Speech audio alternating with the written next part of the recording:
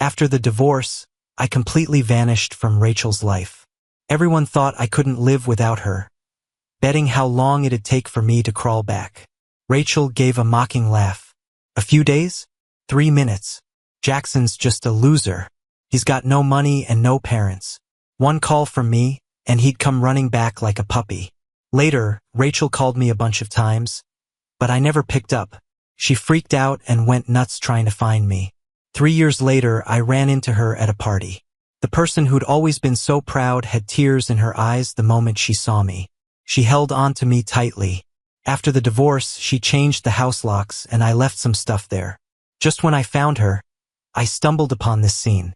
In a private room, friends of ours were betting on how long it'd take for me to come back. Rachel gave her mocking laugh again. A few days? 3 minutes. Jackson's a loser. Can't make money, no parents. One call and he'd come running back like a dog.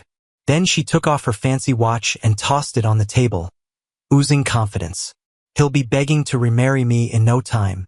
Someone even bet he wouldn't come back. Ha, they overestimated Jackson. He can't survive without me. Everyone cheered, and her friend Laura said, "No plans to remarry? Jackson's been into you for ages.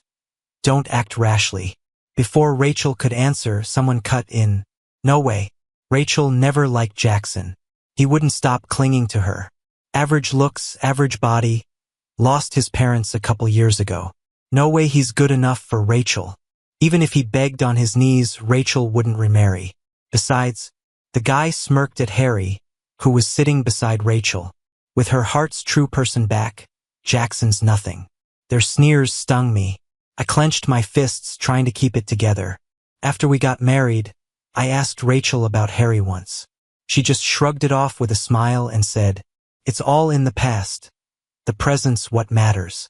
I didn't dig deeper, didn't give it much thought, until Harry came back 6 months ago, and she threw him a welcome party. That night, she didn't come home. Then there was a second time, a third, and countless others. In the room, everyone chatted loudly.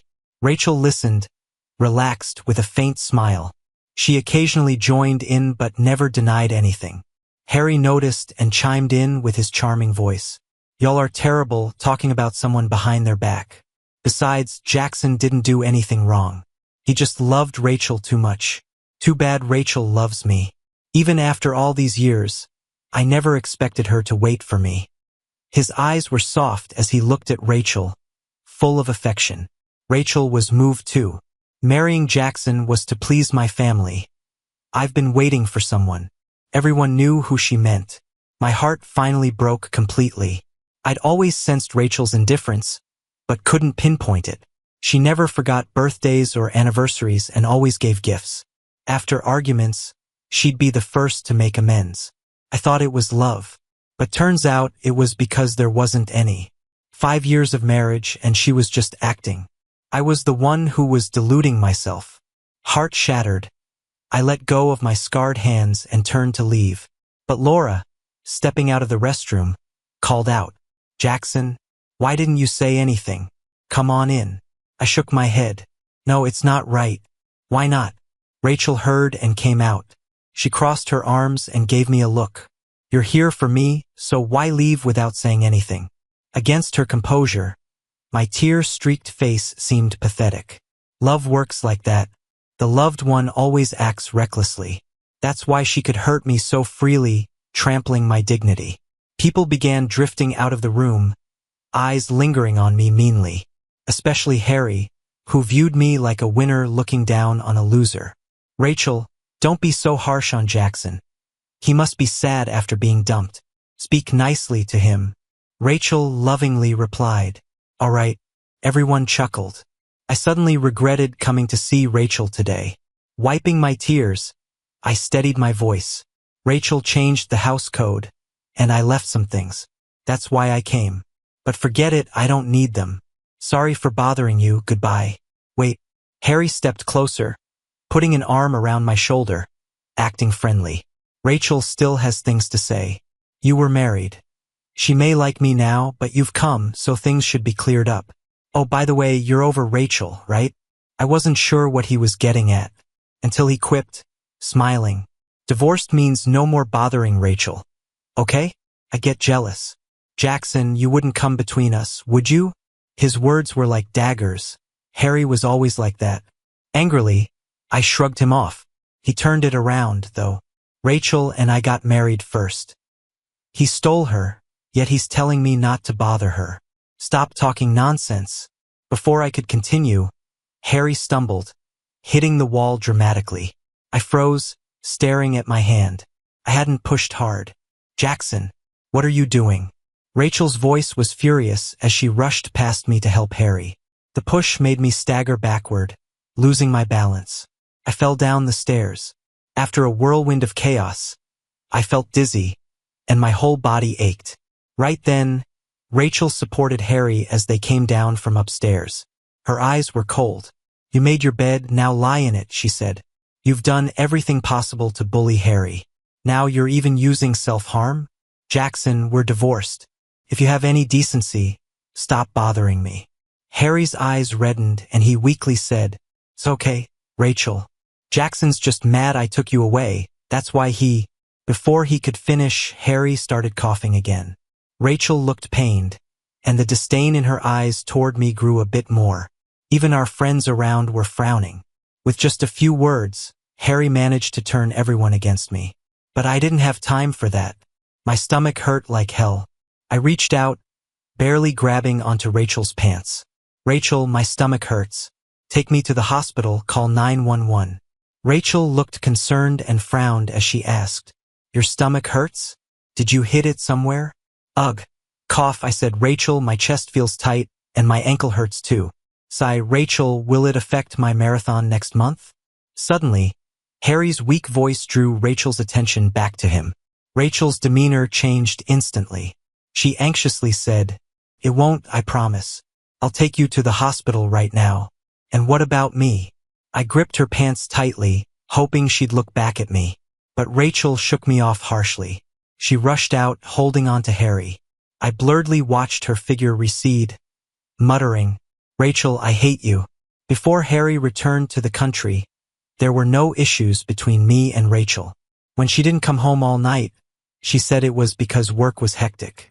I understood and urged her to take care of herself.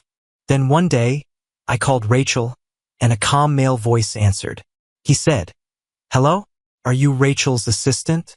Sorry, she's had too much to drink. She's here with me. Can you bring some hangover soup? A sharp pain stabbed my heart. I'd never been in such a situation. I didn't know how to react. An internal battle raged between my inner devil and angel. One told me to trust Rachel. The other suggested she'd done something wrong. Eventually, I brought the hangover soup to the given address. The door was ajar. I lightly pushed it open and stood frozen at what I saw inside. Rachel leaned against Harry, holding his hand, murmuring repeatedly, Harry, you're back. You finally came back. I've waited so long for you. You're finally back. All these years, I thought I forgot you. But the moment I saw you, I realized I still like you. Harry looked a bit sad. Don't talk nonsense. Rachel, you're married. We're in the past. His voice got hoarse by the end. Rachel looked at him with concern, touched his cheek, and seriously said, It's okay. I can divorce and marry you. As long as you agree, I'll divorce immediately. Their heartfelt exchange made me seem like the villain breaking up their love. Yet I had no idea Rachel still liked Harry. When we got married, she said it was all in the past. How foolish I was, deceived so easily. I opened my eyes, and tears rolled down my cheeks. Mom and Dad, I miss you. My stomach felt burning from hunger. I checked my phone. It was 8:15 p.m. I'd slept an entire day away. No one came to see me or comfort me. I opened my phone, and there were strings of photos from Harry. All of them were of Rachel. In a video, Harry said understandingly, Maybe you should check on Jackson. He seems hurt too. Rachel's smiling face dropped immediately, like someone owed her $1 million. She stirred the porridge impatiently and fed Harry. Why bring him up? What bad luck.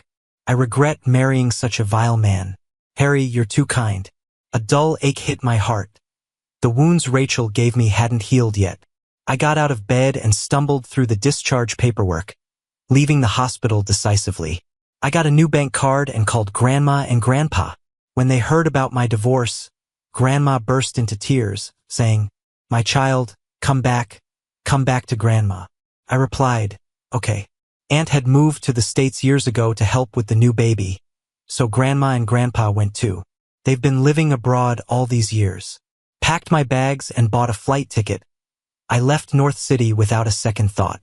As I boarded the plane, Rachel's face popped into my mind. I chuckled to myself. They'd probably be thrilled to know I left. At that moment, back in the hospital, Rachel frowned at the empty room. She stopped a passing nurse to ask, "Where's the patient from bed 23? Jackson." The nurse frowned, thinking for a moment. "Oh, he was discharged. Left on the third day. Who are you?" The nurse glanced Rachel up and down and asked, "Are you his family?" "I'm his wife," Rachel blurted out, then realized her mistake. She meant to fix it, but the nurse's next words stopped her. "You are really irresponsible. Mr. Jackson's health was already poor. He needed careful attention. This time he suffered severe lower body trauma, causing irreversible damage. We performed emergency surgery to save his life. He needed a lot of rest, yet he left on day 3. You should take better care of him, make sure he looks after himself." The nurse left after speaking. Rachel stood there, stunned. Jackson, why, how could she have allowed it? With that, she hurriedly dialed Jackson's number. "Sorry, the number you've dialed is currently unavailable." Again and again she called, but the call just wouldn't go through. Rachel, frustrated, pounded the wall with her fist. "Damn it, pick up the phone." With no answer, Rachel had no choice but to wander around looking for Jackson. Home? Nope. The old house? Nope. She checked all of Jackson's usual hangouts and even reached out to his old friends. But no one had any clue about Jackson's whereabouts. It was like he'd vanished into thin air. Whispers of doubt crept in. Jackson's pretty vulnerable. Could he have done something drastic? Panic seized Rachel's heart. She screamed in denial. No way. Jackson would never do that. But the more she thought about it, the more anxious she became. When his parents died in a car accident, he fell into depression. It's not like it couldn't happen again. Just then, there was a sound at the door, and hope flickered in Rachel's eyes. "Jackson, did you come back?" She rushed forward only to see Harry instead. Her heart sank. It's not him. Harry, seeing Rachel in this state, was fuming. "Didn't you divorce him? Why do you even care whether he's alive or dead?" Rachel didn't have an answer. She thought maybe Jackson wasn't that important anymore. But since he disappeared, she started to miss him a bit. 3 years later, I'm married now in the US and have a lovely son with my wife, close to turning 2. My wife's childhood friend is getting married in our hometown, so the 3 of us flew back to Northern City. After we got off the plane, she dropped me and our son at home, then hurriedly showered, ate, and got ready for work. I pretended to be mad, holding our son and saying, "What's more important, work or family? You've just been so busy. Are you spending quality time with Jimmy and me today?" Annie chuckled, pulled my face close to kiss my brow, and picked up our son from my arms. "Honey, after these 2 days, I'll have all the time to spend with you and our little one. I promise." She's a workaholic. She loves her job, our little family, and me and our son. She balances work and home pretty well, and I get it. I just wanted her to hang out with me a bit in Northern City. That's all. All right, go on, take care. Okay. I'll be back late, so don't wait up. The afternoon was rather dull, so I took my son for a walk and dined at a restaurant I used to love. Unexpectedly, I ran into Laura there. Our son was fussy, so I just nodded at her and carried him home. Behind me, Laura scratched her head. "Jackson's not dead. That's it. I'm calling Rachel." "Hey, Rachel, I just saw Jackson." Rachel laughed sarcastically. "Stop teasing, he's been gone for a long time." Laura got anxious. "No, really, I just saw him, and he had a little boy with him. If he were alive, why wouldn't he come looking for me? Besides, I've been searching for him for 3 years, and nothing." Rachel hung up, cynical and resigned. Sipping on her drink, she thought about how much she wanted to see Jackson again. The next day, Early morning, Annie and I took our son to the wedding, bearing gifts and good wishes. My wife was quickly whisked away by the bride for a chat, leaving me in the groom's room with our son. The place was bustling with people. The groomsmen, seeing Jimmy and me, took turns playing with him so I could get a break. Even the groom, once ready, came over. Wow, Jimmy's such a handsome little guy and so well behaved. Let me hold him, and who knows, maybe I'll have one just like him. I laughed. Jimmy looked wide-eyed at the groom, then burst out laughing, kicking in the groom's arms while babbling away. As the ceremony approached, the room filled up, making Jimmy restless. Afraid he might start crying, I took him outside for some fresh air. Jackson, I heard someone calling me from the hallway. I turned, seeing a sea of faces, but didn't know who it was, so I kept moving forward with Jimmy in my arms, until someone grabbed my shoulder. Jackson. I turned and locked eyes with Rachel. She was much thinner now, her eyes red as she stared at me, her voice trembling. You're not dead? Then why didn't you come back? Where have you been these past 3 years? Her gaze fell on my son, and her grip on my fingers tightened instantly. Her voice shook. Is he mine? Memories flashed through my mind, feeling both familiar and distant. Rachel's expression was complex, a mix of sadness, surprise, shock, and joy. I studied her face, intrigued. Rachel was always so composed, like she was in control and handled everything between us so rationally and calmly. But now her eyes were red, and her composure was gone. I pushed her hand away, politely and distantly. No, it's been a long time, Rachel. I'm married now, so please don't grab me like this in public. After saying this, I stepped back with my son. Noticing my cold demeanor, Rachel's face stiffened, and she let out a bitter laugh. Come on, Jackson, you left without a word to anyone. Not to get back at me? I've been looking for you for 3 years. Is this enough for you? This is the child we lost, right? They said we couldn't have children, but I couldn't believe it. How could you bear to give up our child? Now that you're back, let's take care of him together. She looked tenderly at Jimmy, eyes full of affection.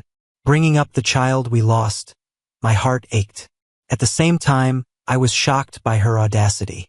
She thought I'd cut off ties and moved abroad to punish her. How could she think that? Even now, Rachel thought I was still the Jackson who once loved her to the core. For Rachel, I kept a straight face and growled at her, no niceties at all. Are you deaf? I'm married now. If you're sick, get help. Don't just talk nonsense around here. Rachel was stunned for a moment. In that split second, I turned around to leave. But she chased after me. How can that be? Jackson, explain yourself. Are you really married? Before I could answer, Annie appeared behind us. She wrapped an arm around my shoulder, pulling me and our son close, and pushed Rachel away with her other hand. Her entire vibe was ice cold. Stay away from my husband and son. Rachel impatiently shook her off, losing her patience. Who are you? What are you doing? Smack. I couldn't hold back anymore. I raised my hand and slapped Rachel. She seemed like she'd lost her mind, refusing to listen to reason, just obsessed with her own thoughts. After the slap, Rachel finally quieted down. She turned her head, disbelief in her eyes as she looked at me, a bit hurt. You hit me? I shook out my numb hand and handed our son to Annie. I said seriously and firmly, I'll say it one more time. Rachel, I'm married. The person beside me is my wife. In the future, don't speak nonsense. Stop disrupting my life. As soon as the wedding banquet ended, Annie and I headed home. On the way, the mood was quite heavy. I watched Annie's expressionless face, wanting to speak several times, but unsure of what to say. Once we got home, she pushed me against the door. Desperate, urgent kisses came down on me, and I had no choice but to endure them. Soft whimpers slipped out of my mouth. I grabbed Annie's wandering hands, breathless as I explained. There's nothing between me and her. I know. Seriously, nothing. I can tell you everything. Annie paused for a moment, propping herself up and pulling at the scarf around her neck. Her voice was husky. No need to explain. Just enjoy what's coming next. I drifted into a confusing sleep, When I woke up, it was already the next morning. Rubbing my messed up hair, I got up and went downstairs, catching Annie feeding the baby. Jimmy wasn't keen on the food, spitting it out as he ate. Annie was patient, gently coaxing him and carefully wiping his chin. I once imagined this scene. Back then, full of hopes and dreams about love, I married Rachel. 3 years ago, that dream shattered. I thought life would just go on like that until I met Annie. She's a friend of my aunt's. When I first arrived in the States, my aunt was busy and asked Annie to pick me up. I was in a bad mood that day. On the plane, I dreamt of a little boy whose face I couldn't see, dressed in a tiny suit. He said to me, "Dad and Mom don't love each other anymore. Dad, I'll come find you again next time." After landing, I just cried and cried. Annie didn't say a word, handing me tissues while driving. She later told my aunt and grandma about it. Seeing me so down, my aunt tried to match Annie and me. I wasn't interested at first, but my aunt said, "Are you never going to get married?" Rachel was a jerk, but that doesn't mean all women are bad. She lowered her voice. "Jackson, listen to Auntie. The hurt from one woman can be healed by another. Annie might be a bit older, but she's caring. Give it a try, don't stay stuck in the past forever." She smiled meaningfully as she said that. I was confused, feeling there was more to her words. So, half-willingly, I gave it a shot. To my surprise, I found that calm Annie suited me more than Rachel did. Then, we confirmed our relationship, I proposed, and we got married. At the wedding, my aunt drank a bit too much and held my hand. "Jackson, you're so confused. I wanted you to move on, not dive right back in." I glanced at Annie, who was standing by, and gave a sheepish smile. Annie's dark eyes glimmered, her mouth curling into a smile as she helped my aunt up. "Auntie, I promise I'll take good care of Jackson." Rachel somehow got her hands on my phone number. When I answered her call, I wasn't prepared. "Hello, who is this?" Silence from the other side. "It's Rachel." I hung up the phone without a second thought. After that, the calls came one after another, leaving me feeling frustrated. "What do you want from me?" Rachel's voice sounded almost pleading. "I don't want anything. I just want to talk to you. Jackson, where have you been all these years? I miss you. Ever since you left, I can't forget you. I still live in what was once our home, stuck in the past. Come back, Jackson." Something about her words felt familiarity. Thinking back, when Harry came back home, she said the same stuff to him. Copy and paste. Rachel's love felt cheap. I scoffed. "If you're sick, see a doctor. Leave delusions untreated, and it'll turn into a real problem. I'm happy now. Please don't disturb my life anymore. Don't you remember what you said during the divorce?" Rachel faltered for a moment. In a soft voice, she asked, "Are you really married to her?" "Yeah." "When?" 2 years ago." 2 years, huh? Rachel let out a self-mocking laugh. "I searched for you in our country for 3 years. And in less than a year, you created a new family, got married and had a kid, leaving me alone in pain. Jackson." Her voice grew agitated from the other end. She accused, "Are you really that heartless? I spent 3 whole years searching. 3 years. Every day I'm filled with longing, living in constant fear, guilt almost drowning me. I thought you couldn't take it anymore. That moment when you appeared before me again, I was overjoyed. I finally saw you again, but you went and married someone else and had a child. Now you're living a blissful life, so what about me? Jackson, what am I supposed to do? How do I not disturb you?" I stayed silent for half a minute. Fate is truly unpredictable. I was once deep in a pit, barely climbing out by the skin of my teeth. And now the person who pushed me down there is at the bottom pleading, asking me to pull her up. I sighed and hung up the phone without saying a word, feeling a bit troubled inside. I texted Annie, "Once you're done with work, let's go home." She quickly replied, "Okay." After hanging up, Rachel bombarded me with messages. She even followed me to my apartment building. Seeing her stubborn figure, I sighed. It wouldn't look good if Annie saw her, so I decided to meet up with her at a nearby coffee shop. Rachel left before I did. When I got there, I only saw Harry. He looked annoyed sitting there. When he saw me, he bluntly spoke, Jackson, you're like a ghost that won't leave. He looked me up and down like a scanner. Maybe noticing my sharp outfit, Harry sneered. You're really something. Since you couldn't beat me, you faked your death and left the country. Rachel's been thinking about you all these years, and I thought you were so innocent. I couldn't help but smile sarcastically. If it weren't for him, my divorce wouldn't have been so freaking painful. And now he's all high and mighty, blaming me? Harry, I'm married now. You don't need to be so hostile toward me. Where's Rachel? He squinted, thinking. Then his eyes sharpened. Who's to say you're not just trying to upset Rachel?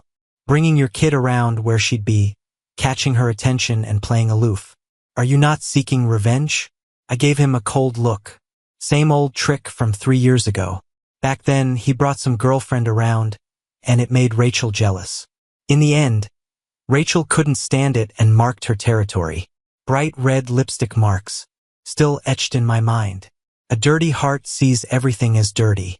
I mocked. Not every woman is precious. I don't give a damn about trash like Rachel. You don't have to watch me like a hawk.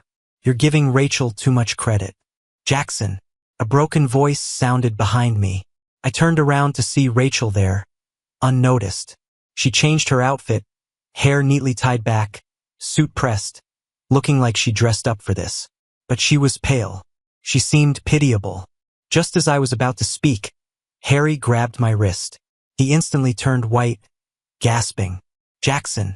Please, Jackson, give Rachel back to me. We've loved each other for years. If it weren't for you, we would have been together by now. We're engaged and getting married next month on the 18th. Couldn't you have come back any other time than now? I know you hate me, but I must do this, because seeing you pains me, and the doctor said I shouldn't get worked up. For my health's sake, please let her go. The cafe was quiet, Harry's moan attracting everyone's attention. I frowned deeply, confused about his game. The next second, he grabbed my hand and screamed, falling backward. Same old move, but this time I caught him. His scream stopped abruptly as a hint of panic crossed Harry's face. He struggled, losing patience. I let go and kicked him hard in the shin. I shouted, I already said whoever wants that trash can have her. Stop bothering me. Harry, in pain, lost balance and fell frog-like to the ground. He curled up, covering his chest, looking pathetically at Rachel. Rachel, I hurt. I'm in so much pain. Rachel stepped forward. But she only shielded me. She said coldly, 3 years ago, you used this trick to make me make an irrecoverable mistake. Now, I won't repeat it. Stop acting, Harry. Your so-called chest pain is just a ploy for sympathy. Let's go. Harry's eyes widened in disbelief, seemingly unable to believe Rachel's coldness, crying out desperately, Rachel, you can't do this to me. Rachel, I've given you everything. You can't treat me this way. Rachel. His cries were so pathetic. I glanced back. Harry looked utterly defeated, lying on the ground with no dignity left. I felt a rush of mockery rise inside. Evil deeds always backfire. The boomerang from 3 years ago had now hit Harry hard. Outside the cafe, Rachel's hands at her sides twitched slightly. Why didn't you tell me about your injury? If you told me then, maybe we wouldn't have divorced. We might have had a chance. Her words made me laugh. What chance? Seeing my smile, Rachel seemed lost. She softly rebuked. I had a right to know. You don't deserve to. Back then, I was disheartened and Rachel and I were also in a cold war. The last intimacy we had was when Rachel, drunk, came to me in our room, murmuring, Baby, I'm sorry. Don't ignore me. We'll live well, really well. That softened my cold heart. I thought maybe we'd turn a corner. Until that night, I saw the lipstick marks on Harry's neck. I realized Rachel was just jealous. Having nowhere to vent, she came back to me. That moment was a mix of emotions. It was from then on I was resolute about the divorce. 3 years ago, the night I went to get my key to move stuff, you shoved me down the stairs for Harry. I was so dizzy. My stomach hurt. I held on to your pants, begging for you to take me to the hospital. And what did you do? You helped Harry with his sore foot, hurriedly leaving. You only cared if his foot would heal in time for his marathon. Did you even consider my situation? In the end, a passerby called 911 for me. Rachel's face turned pale as she suddenly dropped her head. Her eyes blinked frantically. Her lips moved but no words came out. Finally, she looked up with red eyes. I'm sorry, Jackson. I didn't realize it would be that serious. The words felt hollow and couldn't undo the damage done. In the end, Rachel remained silent, which was probably for the best. Back then, with how obsessed she was with Harry, she would have thought I was just using my injuries to get her attention, even if she knew how badly I was hurt. That's not the life I want. It's all in the past. It doesn't matter anymore. Rachel, you weren't a good wife, and you're not fit to be a mother. My wife now is far more competent than you ever were. If there's nothing else, let's leave it at that. Don't disturb my life anymore. Rachel's eyes had a hint of reluctance, but she had no reason to stop me. She could only watch as I walked away. After a few steps, I turned back, looking straight at her. There was a flicker of hope in Rachel's eyes. I gave a small, forgiving smile. I will never forgive you, Rachel. This is goodbye forever. Rachel's last words came with the wind. Jackson, I wish you happiness. I will be happy. When I got home, Annie was already back from work. She was playing on the carpet with Jimmy. As I walked in, she glanced at me briefly, said nothing, but there was a bit of unspoken hurt in her eyes. Jimmy saw me and immediately grinned, reaching out for Daddy. I picked him up, sitting next to Annie. What's up? Are you mad? I asked. Annie shook her head. No. After a pause, she said seriously, Jackson, we're married now. I'm your wife. You can tell me anything. Annie rarely gets this serious. I remembered her only talking like this when she scolded our son for misbehavior. It hit me immediately.